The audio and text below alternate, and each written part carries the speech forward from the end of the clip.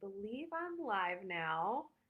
I'm going to go ahead and just give everyone just a minute or two to log in and join us this morning. I know this is probably not the traditional time that Coach Rebecca puts on her live sessions, but this is a moment where I was able to do this. But anyway, as I'm allowing people to log in and pull up this live session today, I'll go ahead and just briefly introduce myself and then we'll go ahead and jump right in. So, my name is Briley Casanova.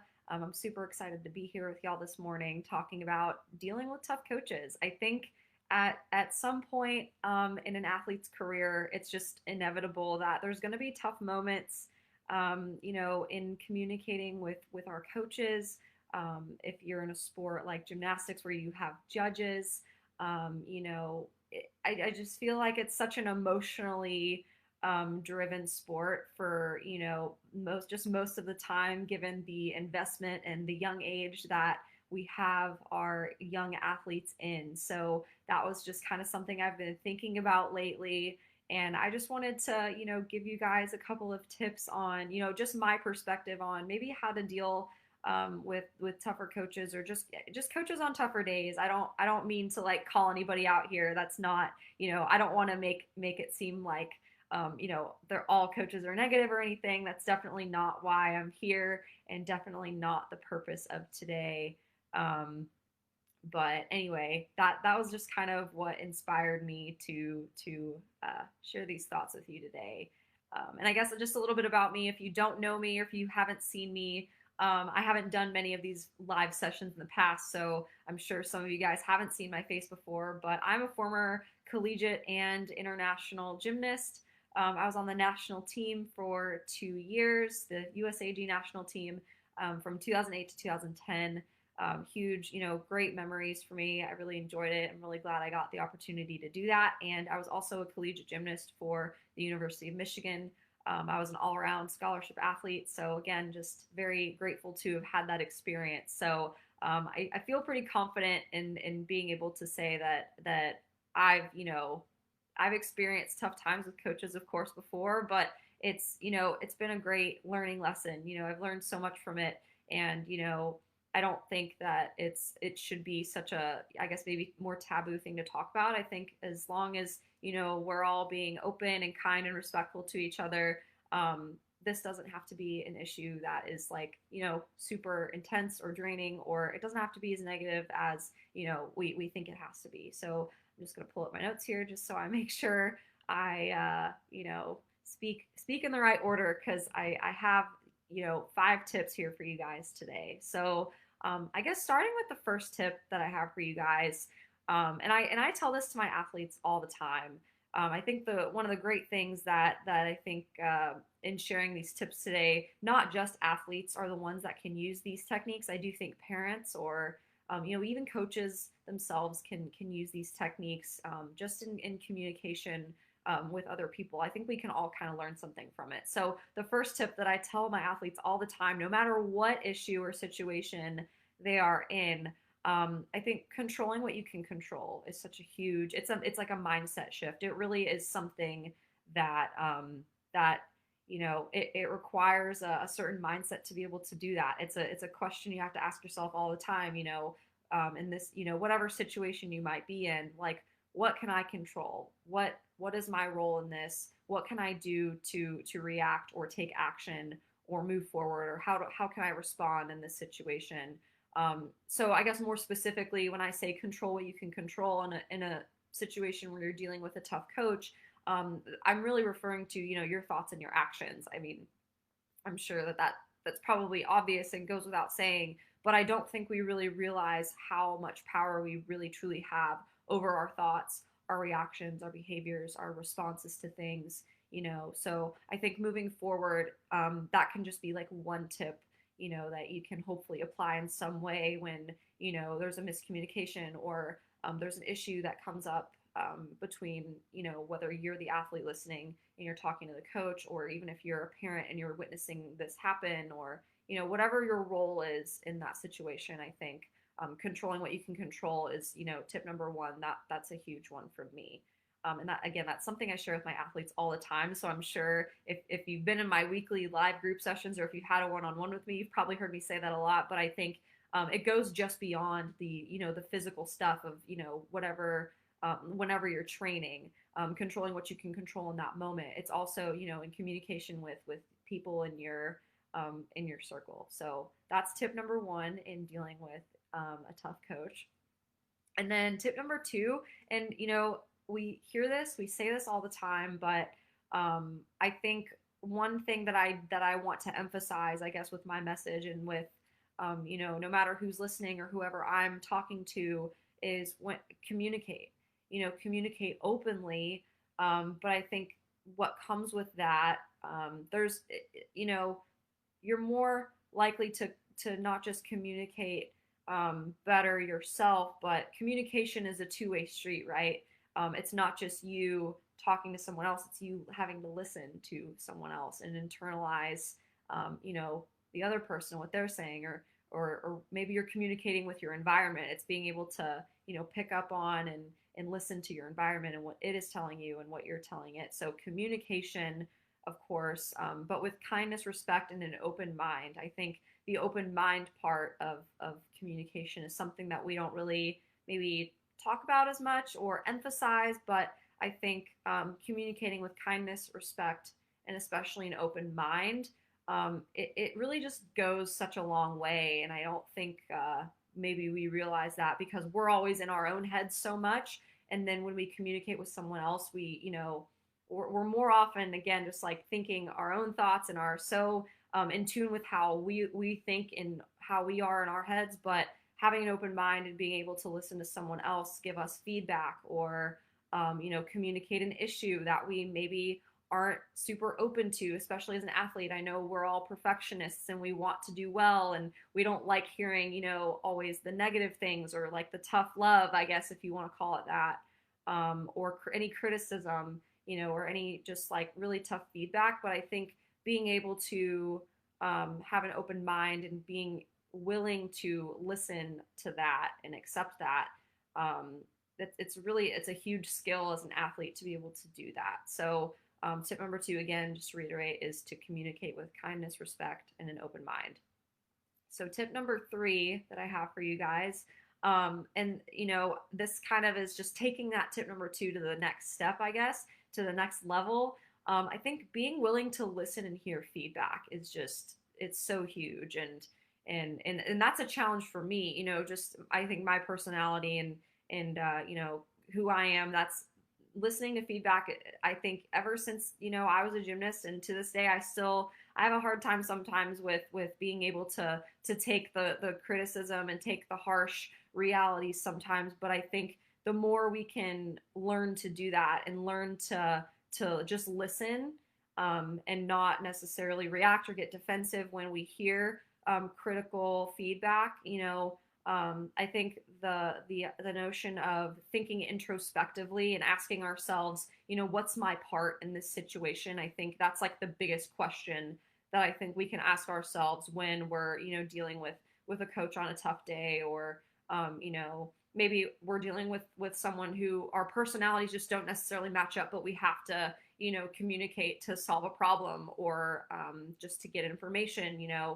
There's gonna be times in all of our lives, no matter whether you're an athlete or a parent or a coach or whoever, we're all going to have to find ways to communicate with people we may not necessarily get along with right away. But I think again, just being willing to listen to the tough feedback and ask ourselves the question of, what's my part, what's my role, maybe am I really not, thinking of the situation or the critical feedback clearly, or am I not really actually taking that to heart? Am I not, internalizing it like maybe I should? I think it's just kind of being vulnerable enough to with yourself, to honestly ask and answer what's my part in the situation. So that's tip number three that I have for you guys. Hopefully that makes sense. And then moving into tip number four, again, I guess this is just another kind of piece of that, communication aspect that I recently shared with you. But I think again, thinking about myself, at least back when I was an athlete, like I said, I've always kind of had a hard time with getting and giving tough feedback, especially with, with coaches and with teammates and parents, whoever. That's just kind of been really tough for me. But I've learned that being able to give the coach the benefit of the doubt, um, I think is just, it's again, that's something that we're not always initially willing to accept or just do. We're not always on the I guess we're more on the defensive than not I guess the not defensive. I don't know what word I'm trying to think of, but anyway, I think understanding that our coach wants us to do well as an athlete is something that for some reason, like back when I was an athlete, that always seemed to slip my mind. I always kind of assumed sometimes that the coach was out to get me or they were just going after me for no reason, when in reality, I was so lucky to have such great coaches that, of course, like I said, we all know gymnastics is an emotionally driven sport. We all get frustrated easily. We want to do well. We want to fix mistakes. So when we don't fix or correct mistakes in practice, it can be really tough and it can be exhausting and frustrating, all those things. But I think understanding at the end of the day, no matter what, I think it would be a mistake to assume that the coach that we have doesn't want us to do well, right? I just think that that's not, you know, I hope that we don't have that mindset. I think being able to give our coach the benefit of the doubt until proven otherwise. I think knowing our coach wants us to do well as an athlete, because not just for us, not just the athlete, but for the coach as well, because you are a representation of them, in practice and when you go to competitions. I think it would be a mistake to assume that our coach doesn't want us to do well and just gets angry or frustrated or just kind of targets us for no reason. I just think that's just something I've learned over time, I think that's such a mistake. Of course, maybe there's certain case by case situations that unfold differently. But I just think generally I feel confident in saying, like, giving our coaches the benefit of the doubt, um, you know, and giving them that understanding of, we know that they want us to do well. So being open to that and being willing to listen to their side, um, whatever the tough situation is or whatever the tough day is like, I don't know. I just think that's really important. So tip number 4, give your coach the benefit of the doubt. Know that they want us to do well and that they're coming from a place of purity and sincerity. For the most part, I would say. I think that's a good thing to keep in the back of our minds. And then finally, ending with tip number 5 today, and then I'll do a quick roundup in case you're taking notes. I'll review. But tip number 5, something, again, I don't think we tell our athletes enough, and something that I've learned that has worked for me in the past, especially like, dealing with injury. Injury is one of those things that I think is inevitable for the most part for most athletes at some point in their career, no matter how big or how small or, how intense, I guess you want to think about it. But everyone at some point is going to have an injury. And, I think at some point there's definitely going to be times where your coach is maybe frustrated with the recovery process. Maybe it's too slow. Maybe doctors aren't clearing you to do certain things, and everyone's getting, frustrated with that process. That's just kind of an example that I've had in the back of my head. So, again, looking back when I've dealt with situations like that, like I've gone through an injury or a surgery and the healing time has taken longer. I think something that's helped me is telling my coach what I need to succeed and not being afraid to stand up and say, like, hey, I think I just need more time, or I need more physical therapy, or I need ice, or, I just need to not do this skill today because I'm hurting, like I'm in pain and I don't feel confident enough yet.